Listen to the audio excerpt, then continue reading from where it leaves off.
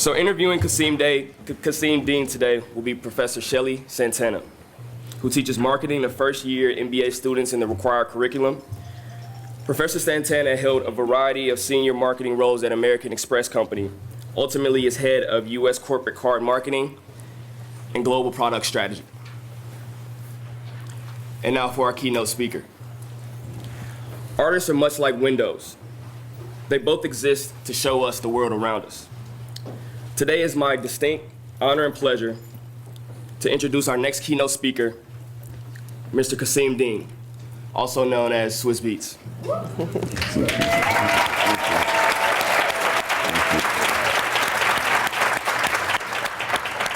Born and raised in the Bronx, Kasseem is a Grammy Award-winning hip-hop artist, producer, and record executive that has provided us an image of the world for over 14 years. He is a legend in the music industry, working alongside some of the industry's largest stars and contributing to the sale of over 280 million records in just the US alone.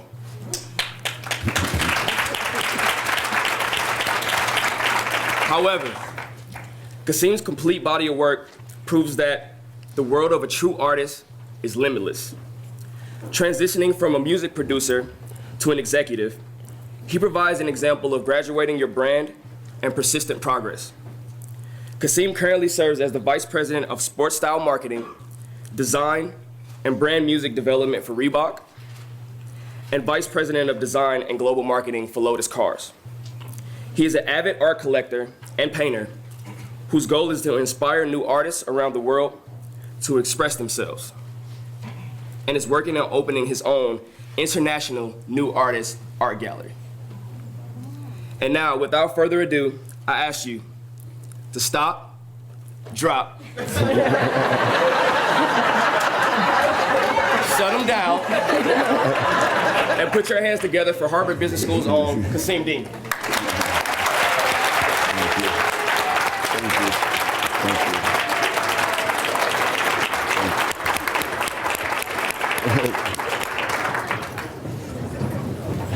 That was serious.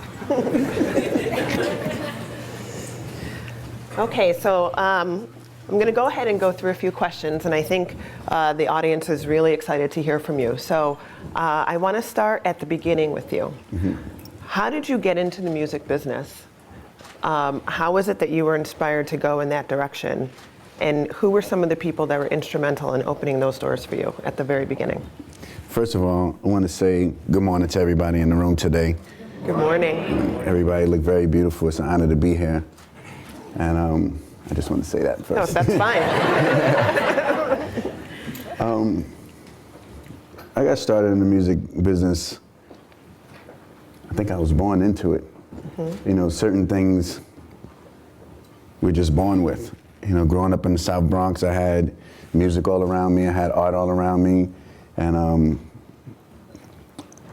I was just immersed in my surroundings. You know, just going outside every day, I would hear different melodies, or I would see different paintings on the wall that I reflect now, and I say, wow, you know, the reason why I'm an art collector is because I've been collecting these memories of arts, you know, since way back. Right. And a lot of things we get early in life, you know, we don't really know what it means. Mm-hmm. You know, just like a lot of things our parents tell us we don't really listen to.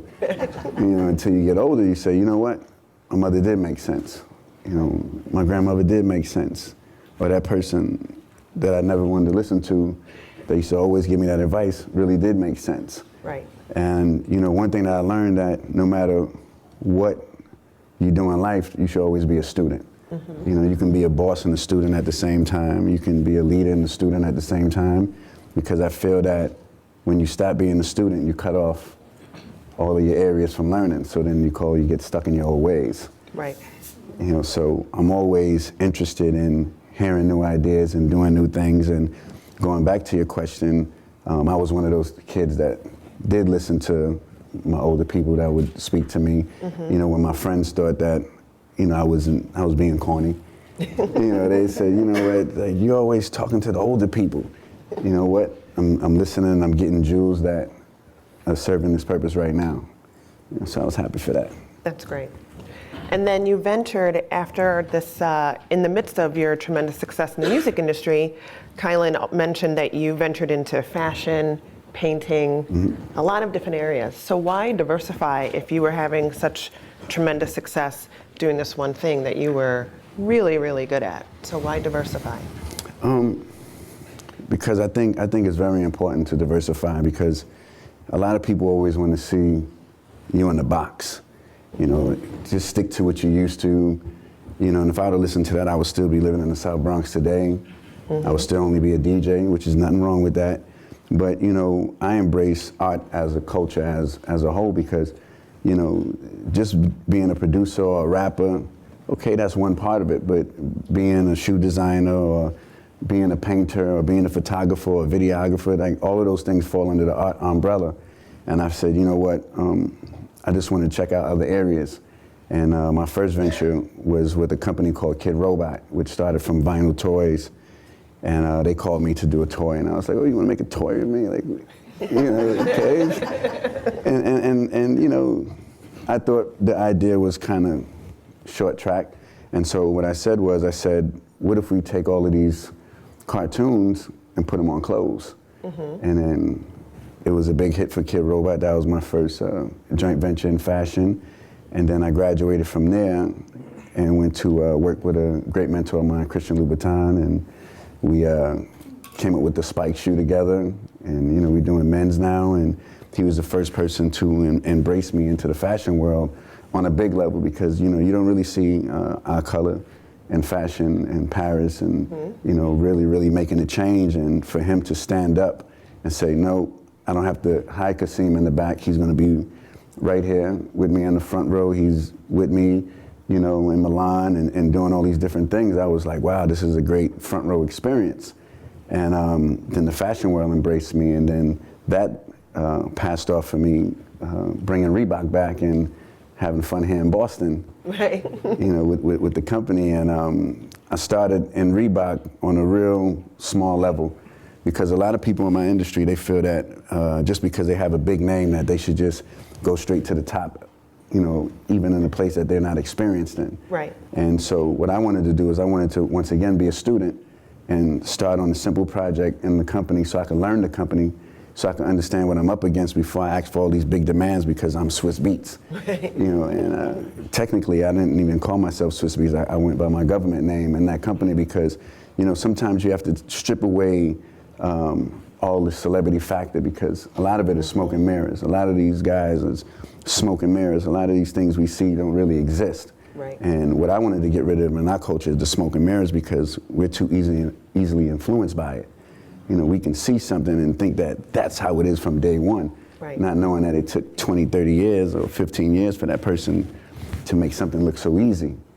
And, you know, I just worked my way up in the company and became the creative director to global creative director. And now you might hear a bigger announcement with the Reebok thing. And, you know, I think it would be very inspiring to everybody. What was it like for you to go into Reebok and sort of a corporate culture, and then be asked to be the creative director in an environment that is, you know, very structured, very corporate, you know, I imagine is very regimented, right? And then they've asked you to do this role. Were they ready to accept what that meant when they said, we're going to have a creative director and we're going to ask Kasseem Dean to be our creative director? What were some of the situations that you encountered when you first took on that role? That's a good question. I think they was more interested in the press release at the time than the actual job. Yeah, I think that was their plan, but one thing they didn't know about me is I was different than a lot of my peers, and a lot of my peers are only interested in the press release. Right. And you know, they don't show up to work, and they let everybody else do the work, and then we wonder why we always getting the short end of the stick, because we're not putting in that work. And so when they see me showing up to Boston, taking the train, flying in, doing what I need to do, sitting in board meetings, making real decisions, being active, they was like, wait a minute, this is something different right here. Right. Right? And you know, you got to be careful with that also, because you're coming in, you have a little bit of star power, and you have people that's working at that company, for 20 years, and you're coming in and just overshadowing all their work. And then what I seen in the beginning was a gray area. It started off as a big celebration, but then the celebration became a little quiet. Right. And I'm like, why is that? This celebration is seeming a little different right now. And then I figured it out. You have that designer that says, you know what? I was influential in, helping with that shoe, and you have so many different parts because it's such a big company, and everybody want their just due. And so what I started doing was making it a we thing instead of a me thing. I said, we put this together, our great teamwork. And I think bringing the teamwork spirit to Reebok helped a lot because, I was speaking in front of 700 people on how, to get this product out, how to tie the shoes and put it on the rack. I mean, from A to Z, because, a lot of people don't know. Right. If you look at the shoes on the shelf and they tie it all tight, I'm gonna walk past it. It's like, it's like just simple things like that, and it helped. And I just signed UFC to Reebok, which was a big move because it's a great sport. Have 600 million in audience, and I was able to change the whole uniform and clean up the UFC. So it's equivalent to designing and changing the uniforms in the NFL or the NBA. So that happened this year, and just taking it little steps at a time. So you started to touch on how you sort of changed your style a little bit when you recognized some of the dynamics that were going on in the organization at Reebok. Yes. So we talk about leadership a lot here at the Harvard Business School. Yes. How would you describe your leadership style? Because one of the things that I think was interesting in you sharing that story was, there's a lot of Reebok celebrities, right? Like there were people within Reebok that were the celebrities. And then you came along, right? And that might have been a little bit of a tension point. So what was your leadership style when you went into Reebok, and did it evolve at all as your role and your interaction with the organization developed? I think my leadership style was transition. And when you go into a company, and this is why, when you merge or when you fire somebody or when you do a big layoff and you bring in new people, the transition is the most critical thing in your business because it can be the result of you making a lot of money or losing a lot of money. Because if internally is not right, then everything else suffers. You have one side of the building against the other side of the building. It's not a mesh. We're not moving as one team. And so what I had to learn was discipline, patience, and the understanding of transition. The understanding of transition is you might not be the man that day. And you have to sit back and take that and say, you know what, this is for a bigger cause. This is for a bigger picture. And as long as the company as a whole win, then we all win. And that's why I never came out with a Swiss Beat sneaker at Reebok. When I came to Reebok, I said Reebok is back because I embraced the company as a whole. I didn't want to do what my peers are doing because it's already being done. But there's never been a person in that company or any other company, to my knowledge, that's played the background in such a role. And I said, you know what, let's show people that there's a different lane that you can play in these companies that's heavy with making decisions, seats on the board, and really being a part of what we want to see out there in the world. That's great. So I'm going to build on your point about making decisions at Reebok. One of the facts about you that many people may not know is that of your own volition, you enrolled in one of Harvard's executive education programs, right? Yes. The OPM program. Tell us about that, and why did you take that step, and what did you think Harvard could bring to the table that you couldn't gain on your own with your own access, your own resources, et cetera? So can you tell us about that? Yes. First of all, the OPM class has been a game changer and a life changer for me because I've been doing my thing since 17 in the music industry, and sometimes we forget that it's the music business. People always hear the music side and the fun side of it, but then you see a lot of these musicians out here, they're broke, and a lot of these athletes don't understand that's the entertainment business, the sports business, and we neglect that part so much. And we like to blame other people for it. And so I said to myself, well, I'm no longer just doing music. You know, I'm involved with these different companies, and I'm ending up in these big meetings that I feel is like over my head. I'm like, I have the great concept, I have a great idea, but something is missing. You know, I'm raising hundreds of millions of dollars for these companies, but when I'm sitting in the room, I'm still being looked at as some rapper from the Bronx and not really getting my respect. And I said, you know what, I can't only blame society for that. I have to blame myself for that and step up my rankings. And so I started looking into different ways to elevate my craft, and I said, you know what, I'm missing the language.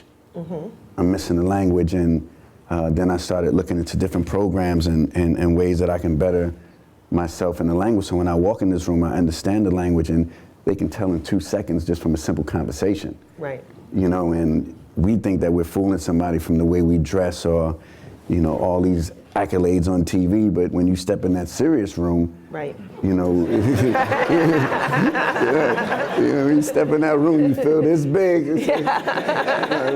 What song you did again? They don't know about stop, drop, and all that. They know about how this IPO is going to work, and it's just a different language. And I just had to just buckle up and make time, because it takes a lot of time to live on campus, and really take this seriously and do it for real. And I just invested in myself, and I think that we need to invest in ourselves more. We can tell the world about what everybody else is doing, but when is the last time we looked in the mirror and made a better us? And so I just wanted to work on bettering myself, because nobody's perfect, and the best person that you could be in this life is yourself. So let's make the best you that you can make, and that's what I was working on. So that sounds like a great piece of advice. And so one of the things I was wondering, as I was thinking about your incredible career, was what's some of the best advice and some of the worst advice that you got? You don't have to name names, but. I think the best advice always been do whatever you feel. Do whatever your heart tells you to do. Follow your passion, follow your goals, follow your dreams. And I can definitely say the worst advice I've always got was how to be like somebody else, or what you should do that they never done. People always like to tell you what you're supposed to do, and still living with their mother. And not that person, not to say that person doesn't have great information and knowledge, but the first thing when somebody give me advice, I look at the overall situation. Right. And I listen to everybody, because a homeless person on the street can give you a great piece of information, but it's just always those ones that's always, man, you should have worn green instead of red, man. Or when everybody have. I think the worst advice is listen to somebody telling you what to do and they haven't done anything for themselves yet. Follow your own dreams and follow your own heart, because I never knew I would be nowhere where I'm at today. I thought I was, to tell you the truth, I retired at 17, right? Like mentally for a second, because my goals were so short that when I came out with my first hit record, I was able to get my apartment, I was able to get a vehicle, everything was paid for, and I said, okay, I retired, I made it. And so that wasn't the case. Yes. Yeah, well, we're glad you didn't retire at 17, because some of the accolades that you've gotten, you're a Grammy Award winner. Vibe magazine has put you on the list of one of the greatest producers and contributors to the music industry in the history of their publication. Kanye West has called you simply the best rap producer there ever was. He's a good guy. You're a husband, a father. You're not even 40 years old yet. I'm not going to hold that against you. Well, we'll see when you get there. I'll call you up and and we'll see if you still feel the same way. Yeah. But what's next for you? What do you see for yourself now? There's already been so much accomplishment. Where do you even go from here? My saying, the sky is not the limit, it's just the view. I like that. You know, yeah. And so I'm just going with the flow. I'm just going with the flow, and I think the main thing that I focus on is making history. You know, a lot of people can find ways to make money, but that comes and goes. But if you make history, it stays forever. So even if you're going to do something with this flower arrangement, it's like, okay, well, do something with the flower arrangement that the entire world is going to know you by. Let's make history. I think a lot of us should focus on the long term instead of the right now. You know, we're being fed the right now so much. Everything is put on a fast food platter, and at the end of the day, you're never really getting what you ordered.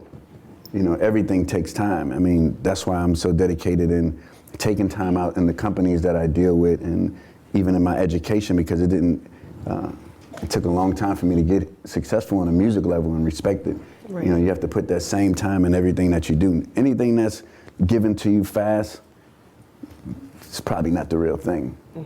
You know, we have to know that. And you know, a lot of people have great sales pitches, and especially these big corporations. You know, they have focus groups on how to reel us in to get what they want. Right. And at the end of the day, we don't own anything. We're not on the boards of anything. You know, and I'm just tired of seeing it. And so, you know, I have to start with myself first, but also encourage everybody else to have the same mind frame and moving forward with that thinking. So there's a lot of budding entrepreneurs and existing entrepreneurs in this audience that I'm sure would love to know what your advice would be to them, right? So you started out on your own with an idea at 16, 17 years old, and here you are X number of years later, and it's gone so far beyond that, right? And you still see runway for yourself. What's the advice that you have for people that want to go down that entrepreneur path? I would just say, be a master of your craft. You know, once again, that's going back to the music business. You know, any business that you're in, you should be in control of your business. Nobody should be able to tell you anything about your business that you don't know, even though you still should listen every time. You know, be a master of your craft. Take it serious. Don't treat your business as a hustle. It's two different things. There's a hustle and there's a business. A hustle is probably a short-term thing. A business is something that you can pass down. A successful business is something that you can pass down to your kids and generations, and we have a lot of examples of those businesses out there, and when you look at the DNA of those businesses, they were all taken very seriously. And I think that there's enough information, we have enough access now due to technology that there is no excuses. Like, a lot of people like to make excuses for themselves. Don't make no excuses, you know, find a way, because we have access now. And I see in our culture a lot, we like to make a lot of excuses. We like to blame other people for the reason why we're not on our A game. No, you wake up in the morning and you be on your A game and judge yourself and stop looking at everybody else and just focus on your goal and try to get there, you know, the best way that you can. And when you have your successes, it's going to be a great celebration party, trust me. I DJ it for you. Who are some of the people that you admire? Like, when you know, who motivates you, who inspires you, who do you admire? Well, I admire a lot of people, but I can start with one person that's in this room, Professor Rogers. I admire Professor Rogers.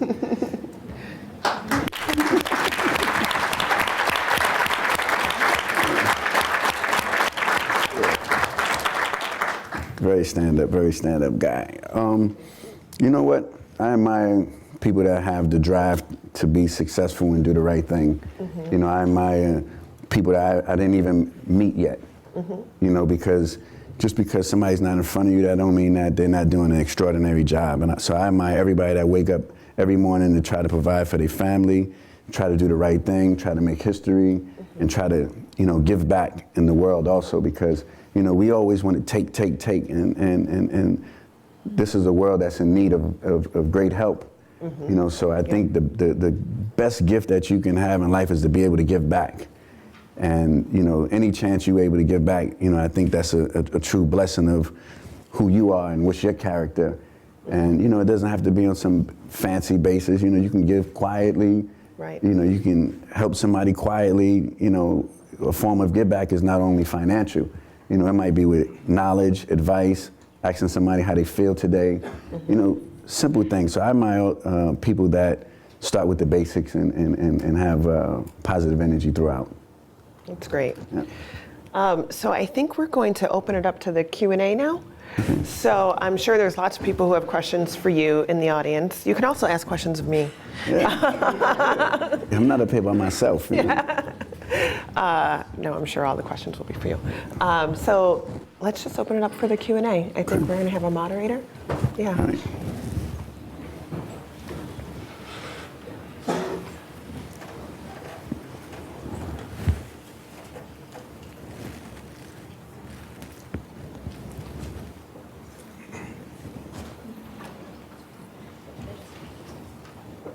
Hi, my name is Karen Michelle. I'm an urban planning student at the design school right now with a background in installation art. And I was just wondering if you could elaborate a little bit more on your artistic practice, whether you're making music or painting or doing other design work, and then also talk a little bit about how now that you're working within existing institutions of power and structures that are often thought of as very rigid, how do you expand that creative process into your business work? Okay. I'll start with the last one first. Just adapting to your environment, I feel, is very key. Going back to what I said before, you know, a lot of these big institutions are very stale. You know, they're very just straightforward, and, you know, they're probably basing their decisions on something that worked 30, 40, 50 years ago. And I think a lot of times, most of my work is convincing the team on what's going on today. You know, and these the same team that have all these ideas can tell you what's the newest song on the radio, haven't been out in the club, haven't looked at a video, haven't been to a fashion show, haven't been to an art show. You know, so all the boxes are unchecked, but they're still in control of making all these different big decisions that, you know, supposed to influence the culture. And so I tell them they can listen or not. And sometimes you have to just let them do their thing and then come back around and say, listen, okay, you know, did 10 things. Let me just try one thing. And then that's how a lot of things change, especially at Reebok for me. You know, they wanted to base things on the heritage. I said, listen, you know, people are not wearing Reeboks no more. I just had to be honest at that time. I was mailing. This is the first time ever that I would mail people something that get mailed back. You know, and so, you know, it's different now, but I just had to explain to them that, you know, you have to relate to the culture.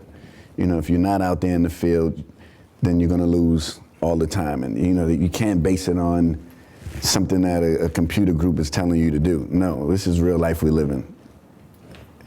And then to your first question, you know, my paintings I use as a therapy. You know, so I paint to get away from everything. I never sold any of my paintings. I give all my paintings away to hospitals and charities. I don't know how to sell art, my art. You know, it's too personal. It's like selling one of your kids or something like that. You would give one of your kids away? No, I would let one of my kids go and speak at the hospital. As far as in the fashion, still working with Louboutin a lot. We have the whole men's line together, which is shoes I have on now. And a lot of cool things to come. Thank you. Thank you. Right next door. Hi, Damian Rupert Campbell, proud HBS alum. Yes. I'm at Google doing diversity. I'm also an avid part collector, though. Not Thanks. on the level quite yet. Yes, sir. But you do a lot, and you do it successfully. Thank you. Question is, there can't be 40 of you, so I'm imagining that you have a pretty good team around you.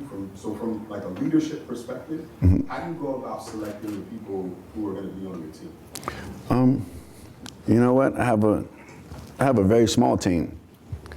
I have a very small team. Actually, my team is right here, 3 people. You know, before I used to have, you know, a lot of overhead, and what I feel is a lot of excess baggage. Because if you set up your structure and then you teaming up with these big corporations, you let them take, I like to let them take, some of the work and some of the weight off my plate. And, the people around me that I like to have, I have Mr. Alan Myers, who is one of the former founders of Scatter Narps in New York City for 40 years. He works with me personally now. And then I have Miss Monique Blake, who's taping all this right now. We get our Instagram popping. For 10 years, and then I have Ignatius Jackson, who 15 years working with me. And what I love to do is just migrate my team into these companies, because I feel that you have too many people representing you, then your message can get miscrewed, and it gets too messy. Once people know that when I'm dealing with Kasseem or I'm dealing with Swiss, there's an order of communication that's direct every time, and this works for me on a global scale. People don't want to speak to 100 people no more. They want to get straight to the point, especially on the level where we're moving at now. You want to go direct to the source, and for me, I just keep all the lines clear. Yes, sir.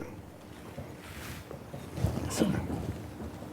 Hi, everyone. My name is Rennie Paris. Born in Brooklyn, grew up in South America. Question for you, Kasseem, is back in Brooklyn, there's a lot of people there with great aspirations.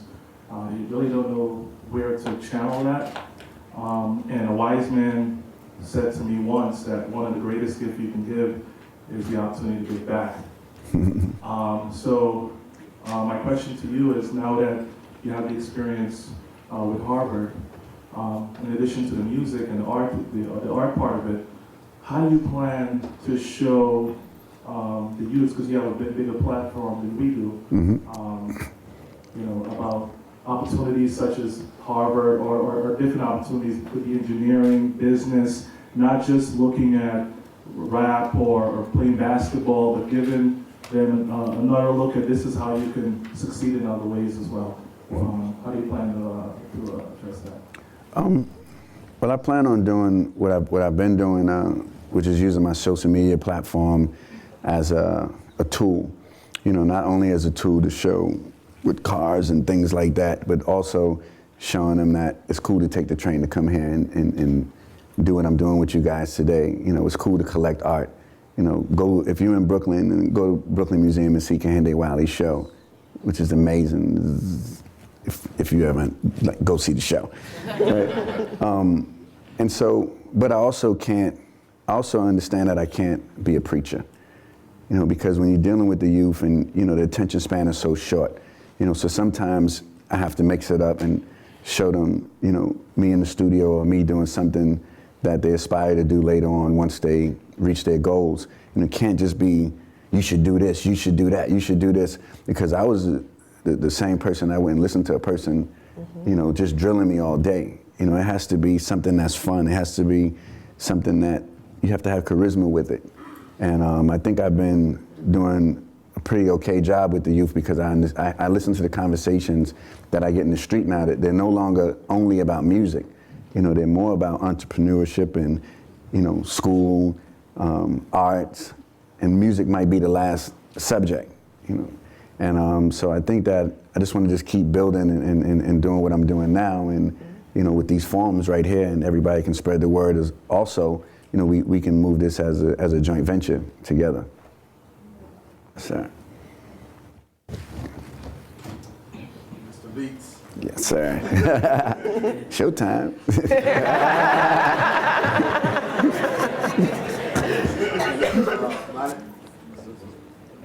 I can hear you clear. Can you hear me? Yeah. Yes, sir. Tim Mugwanya. I'm a supply management specialist for John Deere. Nice. I did my MBA at Wake Forest. I'm actually doing with two of my classmates. Nice. Thank you for your presence. Thank you. I want to say you have a real good eye for talent. And I know this because I've been following, hip hop and music for a long time. And every time I hear this track, I'm like, who produced that? And I'm like, Swiss Beats did that. I'm like, really? But for me, I've seen you and I've seen other artists kind of bridge gaps through hip hop, bridge gaps through politics, through education, through business, entrepreneurship. How do you see bridging the gap of the talent that is breeding in the African continent? There's this new movement, and I'm sure you've been following it. I'm not sure how much you're involved in it, but with Afrobeats. How do you bridge that gap, and how do you connect, or how do you view that on a commercial level, on a bigger level? Because I'm kind of tired, like how you're tired of something, I'm kind of tired of people saying, oh, I'm going on a global tour, and they conveniently skip over Sub-Saharan Africa. Like, that's not global. You know, so that's my question. Well, I think your dream is going to come true very soon, because the world is getting smaller due to technology and music, with the streaming services and all these different things going here. But as far as me personally, I've been in Africa a bunch of times, and Femi Kuti is a good friend of mine. I'm a big fan of Fela. I'm a big fan of the whole Afrobeat movement. I think a lot of the music that you hear is influenced by Afrobeat, especially the EDM music, even though the tempo is a little bit different. As far as the recognition of those producers and songwriters, I think that's going to probably take a little bit of time. But I wouldn't say that, I wouldn't count Africa out at all. You know, my wife performs in Africa all the time. You know, we're in Africa all the time. And I think that a lot of the music that we dance to today stems from the roots of Africa. And so I think that most of the music we hear is paying tribute back to Africa. You know, so it's just on the way that you view the overall process. You know, but it's like, I understand, because it's like being from, what part of Africa are you from? Uganda. Okay. Where's my phone? I wish I had my phone. His name is Michael, what's his name? Guy from Uganda. I've been playing this out. I can't even pronounce it. Michael, I'll get you his name.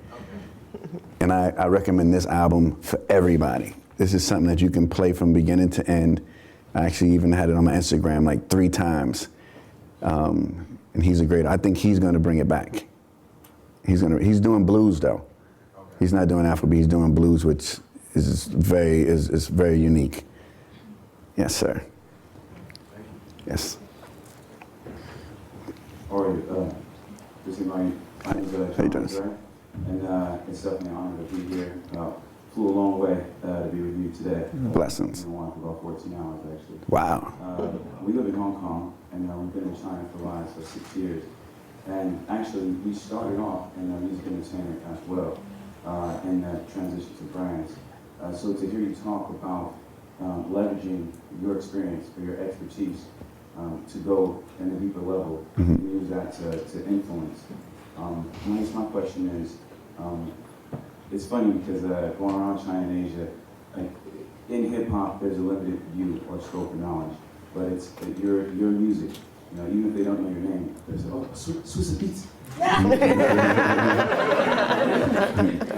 sounds very distinct. It's very powerful in the music. Because my question is, seeing your deficiency to go to the next level, to harness that skill, what other areas would you, having your experience in music and your mastery over it, would you say that we can give more brothers and sisters who have the mixtape and have the art and have the creativity, if they would also get the maybe accounting skill or management skill? You know, we can use this power of hip hop, our culture, to influence and create enterprise and create wealth on a global scale. So I'm interested to hear your thoughts on that. Well, first and foremost, thank you for the trip. It's an honor. My first piece of advice I would do is starting with yourself. You know, have a global mindset.